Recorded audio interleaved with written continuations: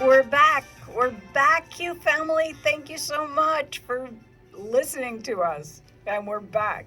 So happy to be here. This is the Healthy Aging Radio Show. And just to remind you, these will be posted up on YouTube under Ageless Ways, Longer Days, because we are living ageless. We are not going to focus on an expiration date. We are just going to live the best possible, healthiest life we can and serve God in the ways that we could serve Him healthy. And it should start at Lake Nutrition Center. That's right. That's right. Lake Nutrition Center. Ageless Ways. So if you go on YouTube, or you could just Google Ageless Ways, Longer Days, and you'll find the videos. If you could like and subscribe so we could get them out to more people, I'd really appreciate that, and get some good information out to the people.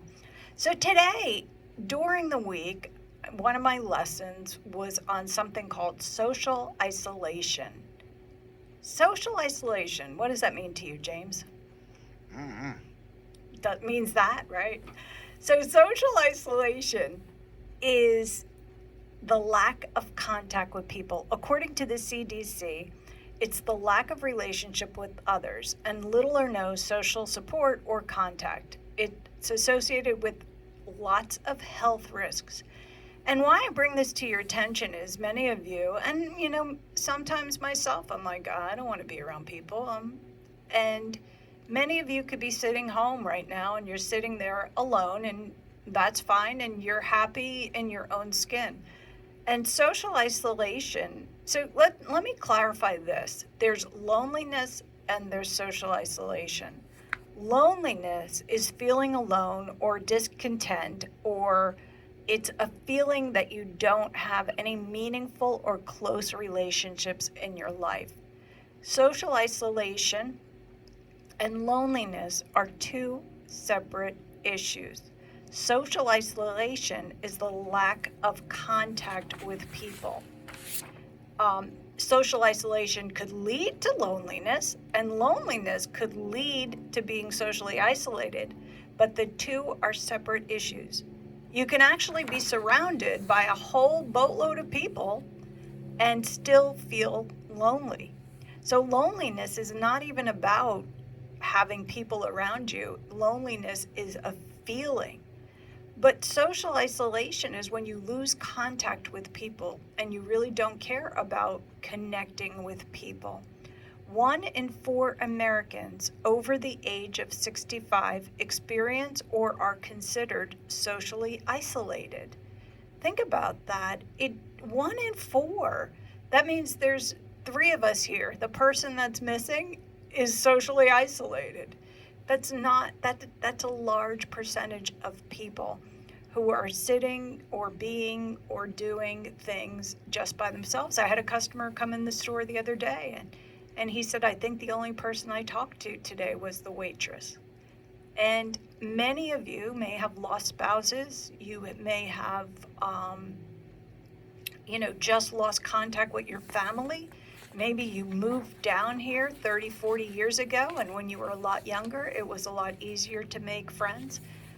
But social isolation causes older adults, there's certain risk factors that cause people to want to be socially isolated, and that's things like the loss of a spouse, child, or family member. A chronic illness causes people to be socially isolated. Sensory impairments, right? You start going deaf or blind. Living alone, living in rural communities. Lower income, lower education. We have a lot of rural communities in Leesburg and in the surrounding areas that people are by themselves. Feeling misunderstood, depression, psychiatric disorders, long-term disabilities. If you're unmarried, victims of violence or abuse tend to be socially isolated.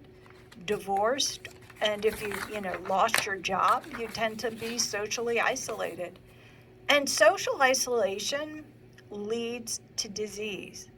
So many of you might be sitting, there listening by yourself, or you feel like, yeah, I'm kind of in that area where I'm not getting contact with people, but I don't care.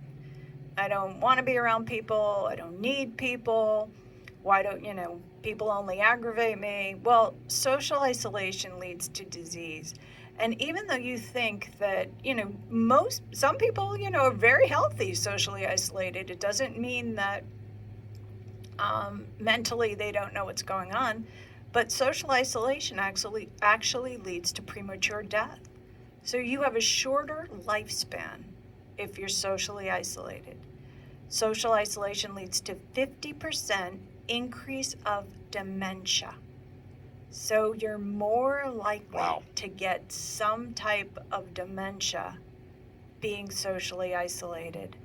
It leads to 29% increase in heart disease, leads to 32% increase in stroke, and social isolation leads to a predisposition to cognitive decline, depression, anxiety, and suicidal thoughts. So it makes a difference connecting to people. Connecting to people matters. You need to make the effort to connect to people. Now, there's different ways that they diagnose social isolation. Most of it is you answer a bunch of questions. So they have things called the Lubin Social Scale, the Social Support Questionnaire, the Social Provision Scale, and each of those are a series of questions.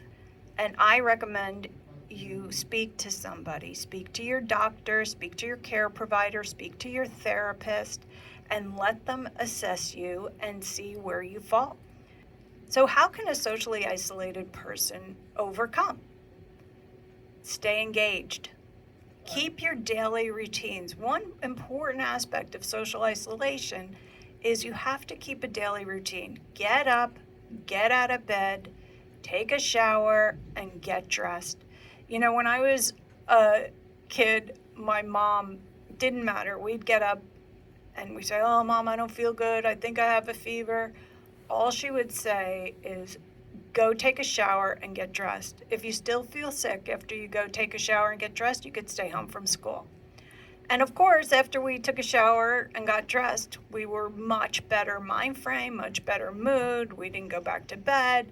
So we went off to school. But you didn't go get a washcloth and run it under hot water and lay it on your head and then say, "Mom, come feel my head. No, Do I feel warm?" I actually loved school. I loved going to school. So I don't know anybody that did that. I was just asking. Yeah. Asking for a friend? Yep. Yeah. Not talking from experience. Maybe. No, not at all. She's going to call in, your mama. I asked see her the other night? Yeah, I said, "Where's the accordion?" She said, 2 or 3 people asked me, "Where's the accordion?" Yeah. I thought maybe a little solo or something. Yeah. But no, I did ask her. So stay engaged. Keep your daily routines. Get out of bed. Get dressed. Exercise. We're going to exercise. We're going to do a little exercise later. Leave the house. I think that's so incredibly important. I talked to somebody recently who was very bubbly, very engaging, very gregarious. And she said to me, "I can't leave the house." Had such anxiety just about leaving the house. Once she got out of the house, she was fine. Right. Just couldn't leave the house. And please, there's support for that type of feeling, that feeling of anxiety when it just grips you. There's support at the store. Give me a call, send me an email, because you need to be able to get out of the house. Reach out to people. You could be the person that makes the phone calls. We talked last week about forgiveness and how important that is. Maybe this is the time that you forgive some of those people in your life so that you can reconnect with them and not be so isolated. Sometimes when we have a rift in the family, the whole family turns against the one person. So maybe by getting better relationships in the family, you could reconnect with that family and accept help. I think this is probably the hardest. This is the hardest for me. People want to help me, and I'm like, "Nah, I don't need help. I can do it on my own. I'd rather do it by myself." And accepting help is very, very difficult, but you need to accept help. If you find that there's an issue and you think that there's something, no matter what it is, you don't have to be socially isolated to accept help. So accept help in your life. The other things you could do are make connections. So one is to stay engaged, be an active participant in your own life. The other is to make connections, like join a club, reading, painting, exercise, take a class, Bible study. There are so many Bible studies at churches, and they would be willing to have anybody come. You do not have to be a member of a church to go to their Bible study. Most churches will allow you to come in, participate in the Bible study, and not ever show up to their church again. That's a good church, if that's what they're doing. And hopefully they minister to you and you want to go to their church, and then you become a partner with them, and that's a way to get out of the house. So it's important for you to look for these different ways. Volunteer. It is always a great feeling when you help someone else, whether it's in the community, the school, hospital, church, museum. Volunteer. There are so many children that could use a good tutor. Volunteer. Get out there and help other people. By helping other people, you will change the way you feel. Join a group that helps other people. So if you don't want to help someone by yourself, go join a group like delivering meals. I know somebody that delivers meals each week. Her and her husband have different days that they do it, and through their church, they deliver meals to people. Join bowling.